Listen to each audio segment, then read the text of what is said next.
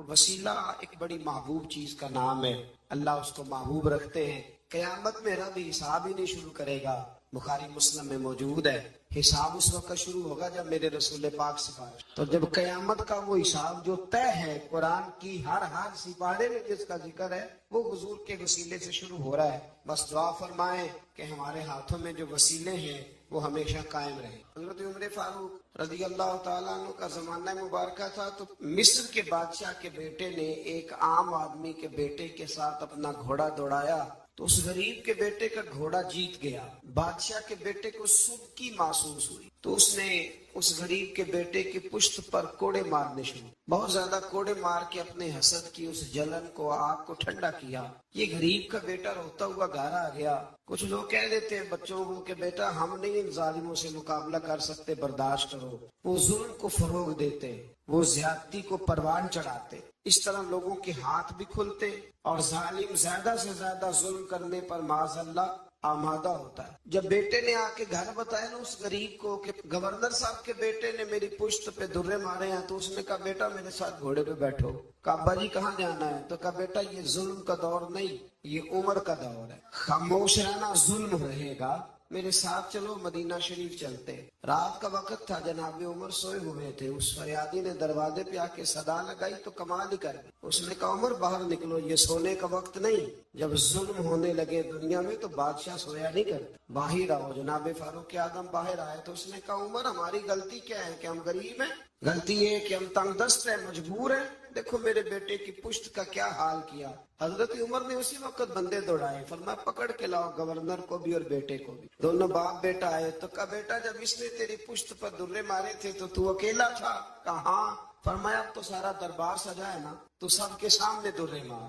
بیٹے کو درے لگائے اور گورنر صاحب کے لیے حکم جاری کیا کہ ان سے شاہی لباس اتروا کے نا تو انہیں بوریے کا لباس پہناؤ، آج کے بعد گورنر ہی نہیں کریں گے، اونٹ چرایا کریں گے۔ لوگوں نے کہا حضور گورنر صاحب کا کیا قصور ہے؟ غلطی تو بیٹے کی تھی۔ فرمانے لگے اسی کا تو قصور ہے، اسی نے تو اس کے دل میں یہ بات ڈالی ہے کہ تو گورنر کا بیٹا ہے۔ کس نے اس کے دل میں یہ بات ڈالی کہ تو گورنر کا بیٹا ہے؟ ظلم کو فروغ ان لوگوں نے دیا ہے جو ظلم سہنے لگے، ظلم کو فروغ ان لوگوں نے دیا ہے جو مہنگائی پر خاموش رہتے۔ دنیا میں قتیل اس کا منافق نہیں کوئی، جو ظلم تو سہتا ہے بغاوت نہیں کرتا۔ دنیا میں قتیل اس کا منافق نہیں کوئی، یہ سب سے بڑا ظالم ہے جو ظلم سہتا ہے اور لوگوں کو بھی مشورہ دیتا ہے اس دور میں کچھ نہیں ہو سکتا لہذا چپ کر جاؤ۔ کوئی ایک تو بولے گا نا۔ یار میں حیران ہوتا ہوں کبھی کبھی، یعنی زمانہ بیت گیا نا ہمیں یہ کہتے ہوئے کہ پاک چین دوستی زندہ باد، اور اس نام پر ہم نے چینیوں کو عام ویزے دیے اور بغیر کسی تفتیش کے ان کو ہم نے پرمٹ جاری کیا یہاں آنے جانے کے، اور انہوں نے یہ حال کیا ہے کہ بیسیوں کے حساب سے ہماری بیٹیاں لے جا کے بیچنی شروع کر دی۔ کدھر گیا ہمارا سفارتی موقف اور کہاں گیا ہمارا وہ ویژن جس میں ہم کہتے تھے ہم برابری کی بنیاد پر لوگوں کے ساتھ وقت گزاریں گے؟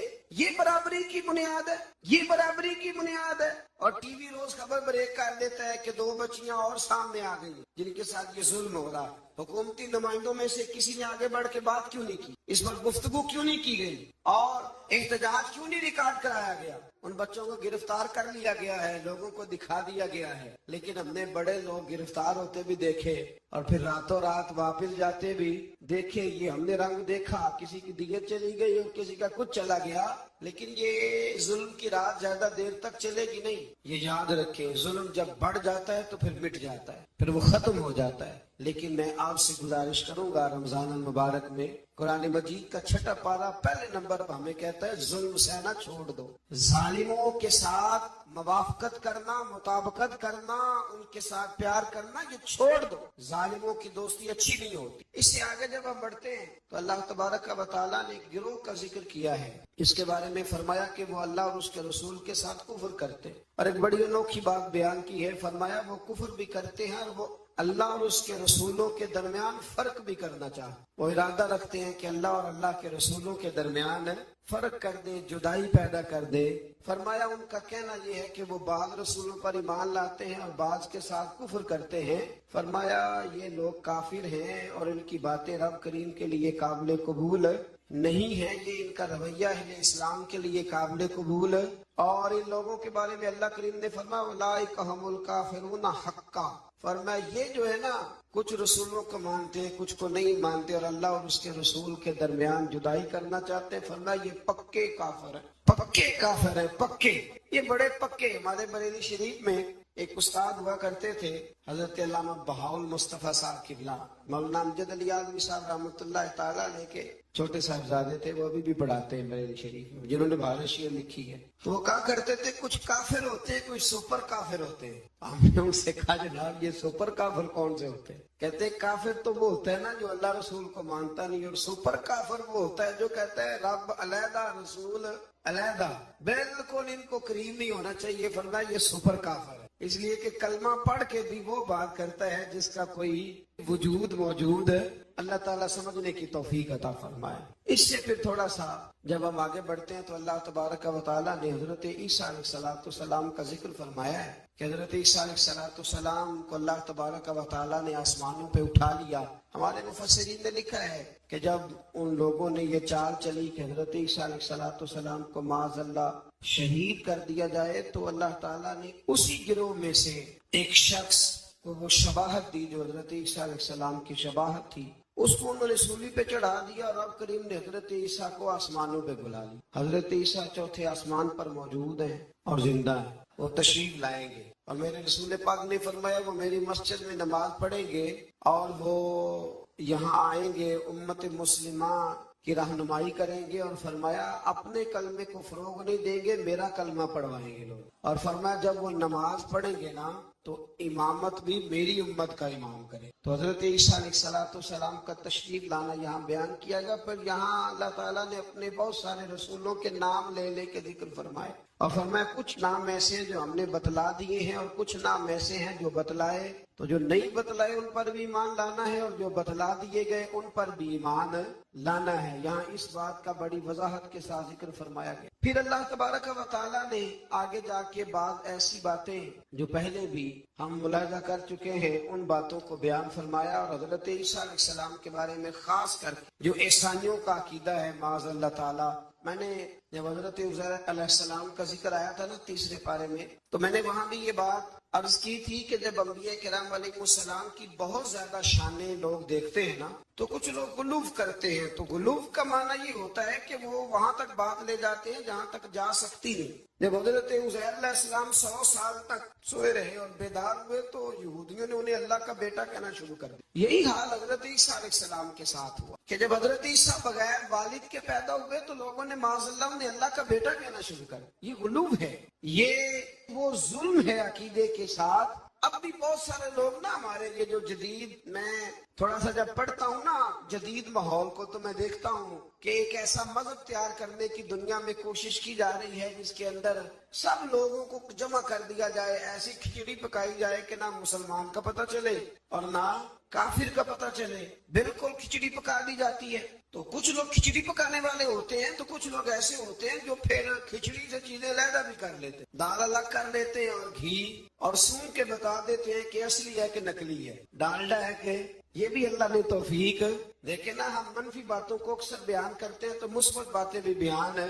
پھر اللہ تبارک و تعالیٰ نے آگے چل کے ارشاد فرمایا کہ لوگوں میں نے تمہارے پاس اپنے رب ہونے کی دلیل تمہیں عطا کر۔ کوئی شخص جب کوئی دعویٰ کرتا ہے تو لوگ اس سے دلیل پوچھتے ہیں۔ اللہ کریم کا دعویٰ ہے لا الہ الا اللہ، یہ دعویٰ ہے کہ اللہ وحدہ لا شریک ہے، تو لوگ دلیل پوچھتے تو دلیل کیا ہے؟ تو اسی پارے میں اللہ کریم نے فرمایا یا ایھا الناس قد جاءکم برہان من ربکم، فرمایا لوگوں یہ جو میں نے تمہیں رسول عطا فرمائے ہیں نا یہ تمہارے پاس تمہارے رب کی طرف سے دلیل آ گئی، یہ دلیل ہے تمہارے پاس تمہارے رب کی طرف سے۔ حضرت عبداللہ ابن رواحہ رضی اللہ تعالیٰ عنہ فرمایا کرتے تھے کہ حضور کوئی معجزہ نہ دکھاتے، نہ چاند کو توڑتے، نہ سورج کو موڑتے، نہ رسول کریم علیہ السلام پتھروں سے کلمہ پڑھواتے، نہ درختوں سے سجدہ کرواتے، نہ مبارک انگلیوں سے چشمے جاری ہوتے، حضور کچھ نہ کرتے تو میرے محبوب کا چہرہ ہی ایسا تھا لوگوں نے دیکھتے جانا تھا اور کلمہ پڑھتے جانا تھا۔ اس لیے کہ حضور صلی اللہ تعالیٰ علیہ وسلم کو اللہ نے وہ نورانیت، وہ کمال، وہ خوبصورتی عطا کی، وہ خاص جاذبیت ہے محبوب کی گفتگو میں بھی، حضور کی آنکھوں میں بھی، حضور کے لب و لہجے میں بھی، اور میرے رسول کے چہرہ انور میں بھی، اور پورا وجود حضور کا معجزہ ہے۔ اللہ تبارک و تعالیٰ نے پھر اسی پارے کے اندر اس بات کا بھی تذکرہ ارشاد فرمایا. شروع میں نا سورۃ المائدہ کے بالکل شروع میں اللہ تعالیٰ نے وعدے پورے کرنے کا حکم دیا. فرمایا ایمان والو اپنے وعدے پورے کرو.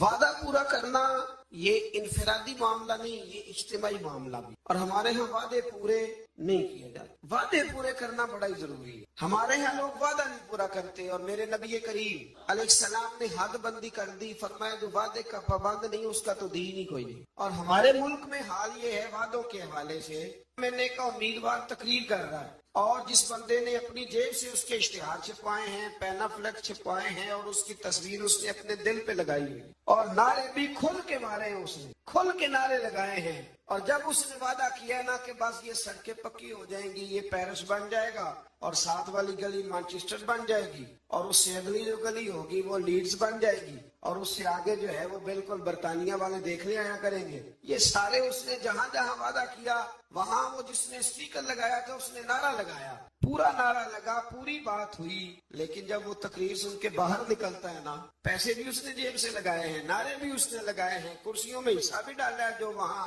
اس نے سجائی ہوئی تھی، اور باہر نکلتے وہی بندہ کہہ رہا ہے کہ جو یہ کہہ رہا ہے نا سارا جھوٹ ہی کہہ رہا ہے. خود بیان کر. یہ قومی لیڈروں کی بات کر رہا ہوں تو آپ اندازہ کر لیں کہ عام لوگ، حضور نے فرمایا ناس والا دین ملوک ہے، لوگ اپنے سرداروں کے مذہب پہ ہوتے ہیں. تو اگر سرداروں کا، بڑوں کا یہ معیار ہوگا گفتگو کا کہ ان کے سپورٹر اور ووٹر کہیں گے یہ بول جھوٹ رہا ہے سارے، اس نے کرنا کرانا کچھ بھی نہیں. تو جب آپ کے وعدوں کی نوعیت یہ ہو جائے گی تو اس کو کبھی بھی انفرادی مسئلہ نہ سمجھے، اسے اجتماعی معاملہ سمجھے. میرے رسول کریم صلی اللہ تعالیٰ علیہ وسلم اس قدر زیادہ پابندی فرماتے تھے کہ حضرت مرثد رضی اللہ تعالیٰ عنہ فرماتے کہ اعلان نبوت سے پہلے ایک شخص نے حضور کے ساتھ لین دین کا کوئی معاملہ کیا، کوئی چیز اس نے خریدی حضور علیہ السلام سے، اور نبی پاک کو ایک کنویں پہ بٹھا کے وہ گھر چلا گیا پیسے لینے، تو جا کے بھول گیا. 3 دن کے بعد اسے یاد آیا، اور وہ شخص کہتا ہے جب مجھے یاد آیا تو پھر بھی میں دوڑ کے نہیں آیا. میں نے کہا کہ وہ چلے گئے ہوں گے، 3 دن کون بیٹھا رہتا ہے. پھر بھی میں اپنے کام شام سمیٹ کر کے آیا. سیدہ خدیجہ الکبریٰ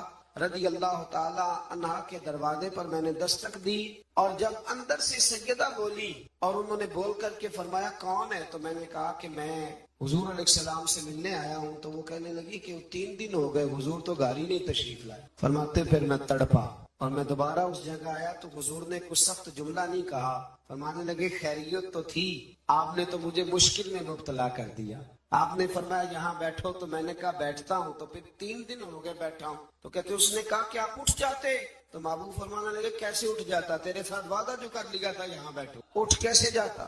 تو معیار بنائیں زندگی کے اندر. یہ کیا بات ہوئی کچی کچی باتیں کرنا، اور باتیں کرتے وقت بھی ارادے کچے رکھنا، بات ہو جو گئی. پھر سے آگے اللہ تبارک و تعالیٰ نے کچھ ایسے جانوروں کا ذکر فرمایا ہے جو حلال ہیں، اور کچھ ایسی اشارے ارشاد فرمائے ہیں کہ کچھ جانور ایسے ہیں جو کھانا مسلمان کے لیے جائز نہیں ہے. اب ہمارا یہ معاملہ ہے کہ ہمیں تحقیق چاہیے ہوتی ہے. ہمارے کالم نگار اور میڈیا کی بے لگام آزادی اور سوشل میڈیا پر بے ہنگم گفتگو، ہمیں ہر چیز کی دلیل چاہیے. اب یہ بھی لوگ سوال کرنے لگے جی وہ حرام جانور جو یورپ کے ہاں اتنا زیادہ کھایا جاتا ہے وہ بیمار تو نہیں ہوتے، وہ مرتے تو نہیں، تو وہ فلاں تو نہیں ہوتا. تو خدا کے بندو کوئی ضروری ہے کہ کوئی ایسی چیز لوگ کھائیں تو اس سے ماری جائیں تو وہ غلط ہوگی؟ نشہ کرنے سے آدمی مر جاتا ہے. لیکن حضرت صدیق اکبر نے جو جواب دیا تھا وہ بڑا شاندار ہے. کسی نے کہا کہ جب شراب حرام نہیں ہوئی تھی تو تب آپ پیتے تھے؟ تو تب ابو بکر صدیق فرمانے لگے میں وہ کام نہیں کرتا جو کرنے کے بعد بیوی اور بہن کی پہچان ختم ہو جاتی، میں وہ کام نہیں کرتا. آپ سمجھیے گا بات کو کہ ضروری ہے کہ ہر بات کی حکمت ہی بتائی جائے، اور یہی کہا جائے کہ وہ فلانی چیز کھانے کے بعد کوئی مر گیا ہے ضروری ہے. تو پھر اور بہت ساری چیزیں آپ ان کو کھائیں اور کھانے کے بعد تجربہ کریں اور بتائیں کہ مرے ہیں کہ بچے ہیں. تو یہ بے ہنگم آزادی، بے ہنگم گفتگو کو جنم دیتی ہے. قرآن کتاب ہدایت ہے، ہر جگہ ہدایت دیتا ہے، لیکن کچھ جوامع الکلم ہیں، 1-2 جملوں کے اندر سمندر بند ہے. کچھ آیات ایسی ہیں کہ جن آیات کا رٹ لینا بڑا ضروری ہے. اور جو روز ہمارے ایک دوسرے سے تعلق رہتے ہیں، رشتے رہتے ہیں، ان رشتوں کے اندر وہ آیات ہمارے لیے سنگ میل ہیں۔ اسی طرح کا ذکر اللہ تعالیٰ نے یہاں بھی ارشاد فرمایا وَتَعَاوَنُوا عَلَى الْبِرِّ وَالتَّقْوَىٰ، جب نیکی اور پرہیزگاری کا کام ہو تو ایک دوسرے کے ساتھ تعاون کرو، اور وَلَا تَعَاوَنُوا عَلَى الْإِثْمِ وَالْعُدْوَانِ، اور فرمایا گناہ اور زیادتی پر ایک دوسرے کے ساتھ تعاون نہ کرو، اور آگے ارشاد فرمایا وَاتَّقُوا اللَّهَ، اللہ سے ڈر جاؤ، اللہ سے ڈرو۔ نیکی اور پرہیزگاری کا کام ہو تو تعاون کرو، آگے بڑھو، شاباشی دو، پیار کرو، اور گناہ اور زیادتی کا معاملہ ہو، میرا دوست، میرا بھائی، میرا اپنا کوئی غلط کام کرنے جا رہا ہو، کوئی ظلم کرنے جا رہا ہو، تو اللہ نے حکم دیا ہے کہ اب تو اس کے ساتھ تعاون نہ کر۔ ہمارے ہاں پناہیں دی جاتی ہیں، وہ ہمارے دیہاتوں میں نا کوئی کسی کی بہو بیٹی کو بھگا کے لے آتا تھا نا، تو یار کہتے تھے یاری کا یہ بہت بڑا ہمارے ذمہ قرض ہے کہ ہم نے اس کے ساتھ تعاون کرنا، غلط کام میں تعاون کرنا، حرام فعل میں تعاون کرنا، ظلم اور زیادتی پر ایک دوسرے کے ساتھ تعاون کرنا، وہ جبر کر رہے اور تو تعاون کر رہا ہے، اور اس کو مردانگی قرار دیا جاتا تھا۔ مردانگی، یہ کوئی مردانگی ہے؟ یہ تو وہ والی بے حیائی ہے کہ جس کے بارے میں فرمایا جب تو بے حیا ہو جائے تو جو تیرا دل کرے تو کر۔ یہ کوئی مردانگی نہیں، آپ ظلم اور زیادتی پر مدد کر رہے ہیں۔ یہ آپ کو پتہ ہے کہ میرے دوست نے جبر کیا ہے، ظلم کیا ہے، کچہری اور تھانے میں گھسیٹ کر کے اپنے مخالف کو لے گیا ہے، تو آپ اس کے ساتھ تعاون کر رہے ہیں، آگے بڑھے ہوئے۔ تو یاد رکھیں اپنی زندگی میں اس بات کو، یہ قرآن نے ایک اسلوب دے دیا، تعاون کرنا نیکی اور پرہیزگاری پر، گناہ اور بدی پر کبھی تعاون۔ میرے رسول کریم علیہ السلام نے فرمایا اپنے بھائی کی مدد کرو، چاہے وہ ظالم ہو یا مظلوم ہو۔ تو صحابہ نے عرض کی یا رسول اللہ صلی اللہ علیہ وسلم، مظلوم کی مدد تو سمجھ میں آ گئی، تو ظالم کی مدد کیسے کرے؟ تو نبی کریم علیہ السلام نے فرمایا ظالم کو ظلم کرنے سے روک دو، یہ تمہاری مدد ہوگی۔ یہ جو یاروں کے ساتھ لڑنے چلے جاتے ہیں، پوچھتے بھی نہیں کہ حق پہ ہیں کہ نہیں، چلے جاتے ہیں، کہتے بس دوستوں کا پروگرام بن گیا تو فلاں بس والے کو مارنا ہے، تو چلے گئے سارے۔ وہ خدا کے بندے تو ظلم اور زیادتی میں مددگار بن گئے۔ اور میں نے دیکھا ہے رویہ اتنا خوفناک ہے۔ اب جو اگلی بات کرنے لگا ہوں وہ ذرا ناراض کرنے والی ہے، اس سے بہت سارے لوگ ناراض ہوتے ہیں، لیکن چونکہ ضروری ہے تو کرنی بھی ضروری ہے۔ الیکشن کے دنوں میں بڑی مدد ہوتی ہے، ہمیں پتہ ہے بندہ ظالم ہے، جابر ہے، لیکن کیا کریں جی ہماری برادری کا ہے، کیا کریں جی ہمارا اپنا ہے، کیا کریں جی ہمارا محلے دار ہے۔ تو ابو جہل بھی تو حضور کی برادری کا تھا، محلے دار تھا، رشتہ دار تھا، تو کیا اس کی مدد ہو جاتی؟ یزید جو ہے وہ بھی تو اسی خاندان سے تعلق رکھتا تھا، اوپر جا کے یہیں سے مل جاتا تھا، تو امام حسین نے اس کے ظلم پر اس کی مدد کیوں نہ کی؟ تو اس لیے یہ رویہ بدلے، نیکی اور پرہیزگاری کے کام میں آگے بڑھے، دوڑ کر تعاون کریں، اور ظلم اور زیادتی کے معاملات میں کبھی بھی کسی شخص کے ساتھ کوئی رویہ آپ تعاون کا بالکل برقرار نہ رکھیں۔ ایک آیہ کریمہ سورۃ المائدہ کی آیت نمبر 3 کا جو ابتدائی حصہ ہے وہ بھی بڑا شاندار ہے۔ حضرت سیدنا عمر فاروق رضی اللہ تعالیٰ عنہ فرماتے ہیں جب یہ آیہ کریمہ نازل ہوئی تو مجھے یہودیوں کا ایک عالم ملا اور کہنے لگا عمر تمہارے نبی کریم علیہ السلام پر ایک ایسی صورت نازل ہوئی ہے کہ اگر وہ تورات میں نازل ہوتی تو ہم اس دن کو عید کا دن مناتے، عید سمجھ کے وہ دن مناتے۔ اتنی شاندار آیت کیا ہے؟ الیوم اکملت لکم دینکم، اللہ فرماتے ہیں کہ آج کے دن میں نے تمہارا دین تمہارے لیے مکمل کر دیا، واتممت علیکم نعمتی، اور میں نے تم پر اپنی نعمت کو مکمل کر دیا۔ دیکھیں نا ہمارے ہاں حافظ جی پکا رٹا لگا کے قرآن مجید یاد کرتے ہیں، اور جب یاد کر لیتے ہیں نا تو وہ سناتے ہیں، اور جب ماشاءاللہ سناتے ہیں اللہ کی توفیق سے تو پھر حال یہ ہوتا ہے کہ اس دن جب قرآن شریف ختم ہوتا ہے تو ہم جشن مناتے ہیں۔ خوشی ہوتی ہے کہ نہیں ہوتی؟ یہ ناظرہ قرآن مجید کو بچہ مکمل کرتا ہے تو تب بھی خوشی ہوتی ہے کہ نہیں ہوتی؟ اور ہمارے ہاں جو لوگ عام ختم شریف کے مخالف ہے، ختم بخاری کے، وہ بھی بڑے قائل ہیں۔ تو اگر دین مکمل ہو جائے، پچھلا کوئی دین بھی مکمل نہیں تھا تو یہ دین مکمل ہے ہمارے پاس، یعنی اتنا مکمل ہے کہ ہمیں چھینکنے کا طریقہ بھی باہر سے لینے جانے کی کوئی ضرورت ہے، وہ بھی ہمارے رسول نے ہمیں گھر میں عطا فرمایا، وہ بھی ہمیں باہر سے لے جانے کی ضرورت اکملت مکمل کر دیا تمہارے لیے۔ اور یہ جو لفظ لکم ہے اس پر بڑی خوبصورت بات قاضی ثناء اللہ صاحب پانی پتی رحمت اللہ لکھی ہے، وہ فرماتے ہیں مکمل بھی میں نے تمہارے لیے کیا، تمہارے لیے مکمل کیا ہے تاکہ تم راضی ہو جاؤ، تمہارے لیے آگے جینا آسان ہو جائے۔ تو میرے عزیز دوستو، اس سے تھوڑا سا آگے جب ہم جائیں گے تو اللہ تبارک و تعالیٰ نے وضو کے فرائض بھی اسی جگہ بیان فرمائے، اور پھر اللہ تبارک و تعالیٰ نے انصاف کرنے کے لیے کھڑا ہونے کا حکم بھی انہی آیات کے اندر دیا۔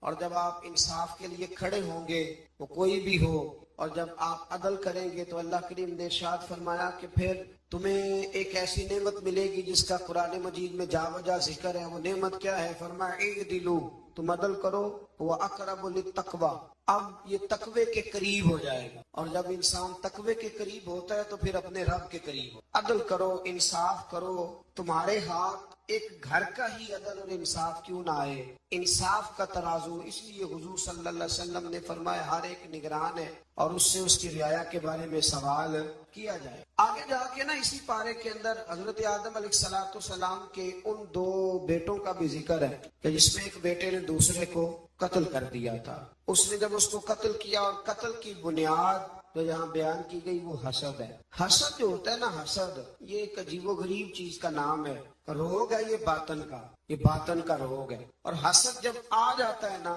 تو پھر انسان کو جلا دیتا ہے، اور پھر انسان معاذ اللہ تعالیٰ ایسے عجیب حرکات کرتا ہے، ہوتا اصل میں حسد ہے۔ اور امام غزالی رحمت اللہ تعالیٰ علیہ نے تو یہاں تک لکھا ہے، فرماتے ہیں کہ تکبر اور حسد زیادہ تر اہل علم لوگوں میں ہوتا ہے۔ اللہ تعالیٰ ہمیں معاف فرمائے۔ اب اس کے ترجمہ آپ نے صرف مولوی نہیں کر لینا۔ ویسے لوگ کہتے ہیں مولوی پڑھے لکھے نہیں، تو کوئی ایسی بات بیان کی جائے تو فٹافٹ کہتے ہیں مولویوں کی گل ہو رہی۔ تو بھئی یہ اہل علم سے مراد ایم ایس سی والا بھی ہے، پی ایچ ڈی والا بھی ہے، پڑھے لکھے لوگوں میں۔ اور یہ جو تکلیف دہ قسم کی اذیت دیتے ہیں نا اپنے مخالف، یہ اکثر پڑھے لکھے لوگ دیتے ہیں۔ سادہ آدمی تو غصہ بھی سادگی میں کرتا ہے اور راضی بھی سادگی میں ہو جاتا ہے۔ تو وہ حسد کی بنیاد پر قابیل نے حابیل کو قتل کر دیا۔ تو آگے قرآن مجید نے جو اسلوب بیان کیا وہ بڑا اور زیادہ نصیحت آموز ہے۔ جب قتل کیا تو اب کیا کرے؟ بھائی کی لاش کو اٹھا کے پھر رہے ہیں کہ ان کا کیا جائے، تو ان کو دفن کرنے کا طریقہ کوے نے سکھایا۔ کوے نے بھی